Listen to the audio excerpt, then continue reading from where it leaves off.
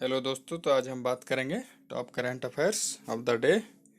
जो भी students prepare कर रहे हैं यूपीएससी, जेपीएससी और एसएससी, आईबीपीएस और कोई भी गवर्नमेंट सर्विसेज के लिए, तो उन लोगों के लिए ये लाभदायक होगा। तो चलिए देखते हैं कि क्या हम डिस्कस करने वाले हैं। तो पहले कंटेंट देख लेते हैं। तो पहला है ये कोणार्क सन टेम्पल, जिसके बारे में हम बात करेंगे। फिर जो कि जीएस पेपर 1 यूपीएससी के पॉइंट ऑफ व्यू से ये हिस्ट्री से रिलेटेड ये टॉपिक है। और देख सकते हैं आप टेबल ऑफ कंटेंट में। अब वीडियो को रोक के अब हम कोणार्क सन टेम्पल के बारे में बात करेंगे। और प्रीलिम्स और मेंस के पॉइंट ऑफ व्यू से अगर बात करें तो इसके जो टेम्पल्स है, फिर उसके बारे आर्किटेक्चर के बारे में बात करेंगे और जो स्टाइल यूज़ किया गया है और उसका फैक्ट।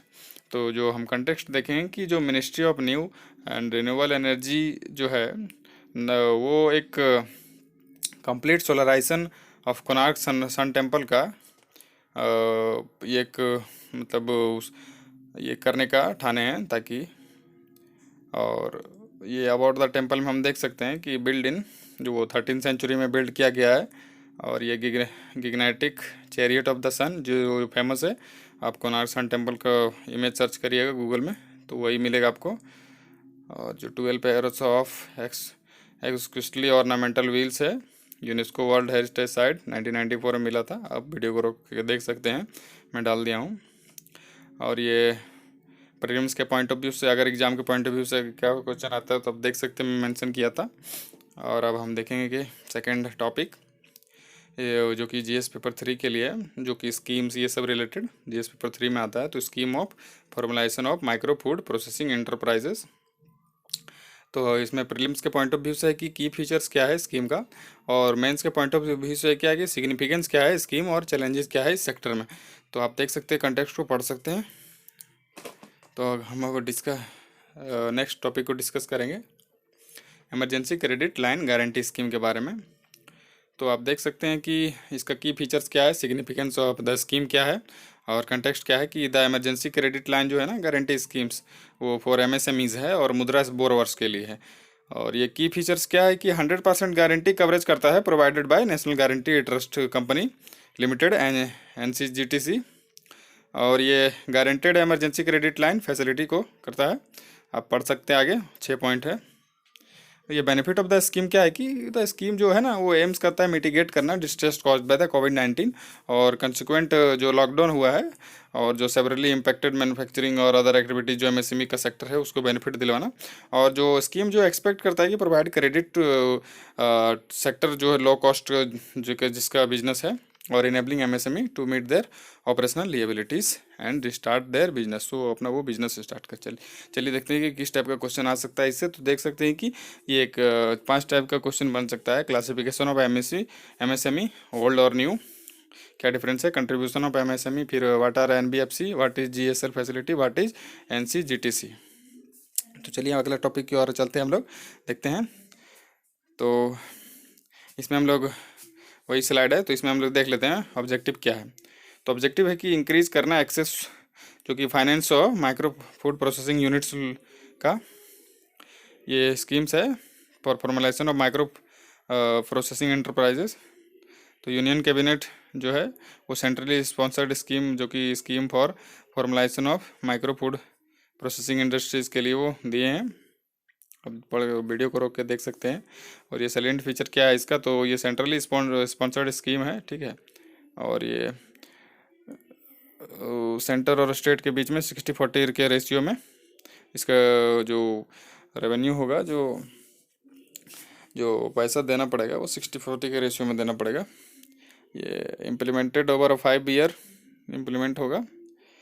अब देख सकते हैं क्लस्टर अप्रोच है इसका। और ये नेशनल लेवल पोर्टल के द्वारा दिया जा रहा है। बेनिफिट ऑफ द स्कीम क्या है कि 8 लाख माइक्रो इंटरप्राइजेस को होगा, और ये फॉर्मलाइज और ग्रो करेगा, बिकम कम्पिटिटिव, ताकि वो लोग कम्पिटिटिव हो पाएँ। और ये बेटर इंटीग्रेशन करेगा मार्केट का, और ये access to common service like sorting, grading, processing, packaging, storage etcetera. तो इस टाइप का किस टाइप का क्वेश्चन आएगा, वीडियो को रोकें, पूरा पढ़ सकते हैं, एक बार समझ में आए बार बार पढ़ें। तो differences between centrally sponsored scheme and central sector scheme, core versus core of the sector, role of state in the scheme, who monitor this scheme at state level, focus of the scheme. चलिए दूसरे topic को देखते हैं, जो प्रधानमंत्री मत्स्य संपदा योजना। तो प्रीलिम्स और मेंस के पॉइंट ऑफ व्यू से देखेंगे कि फीचर्स क्या है, सिग्निफिकेंस ऑफ द स्कीम क्या है। तो प्रधानमंत्री मत्स्य संपदा योजना, तो ये ब्रिंग अबाउट ब्लू रेवोल्यूशन, और ये सेंट्रल सेक्टर स्कीम है, सेंट्रली स्पॉन्सर्ड स्कीम, और ये इम्प्लीमेंटेड है 5 साल के लिए, फाइनेंशियल ईयर 2020 से 21 टू 2024 से 25 के लिए। नोडल मिनिस्ट्री के अंदर आता है, मिनिस्ट्री ऑफ फिशरीज, एनिमल हस्बेंड्रीज और डेयरिंग के अंदर, और ये इम्प्लीमेंटेशन है सेंट्रल सेक्टर स्कीम के द्वारा। और ये द सेंट्रली स्पॉन्सर्ड स्कीम जो है कंपोनेंट, वो नॉन बेनिफिशियरी है ओरिएंटेड एंड बेनिफिशियरी ओरिएंटेड है, सब कंपोनेंट और एक्टिविटीज़।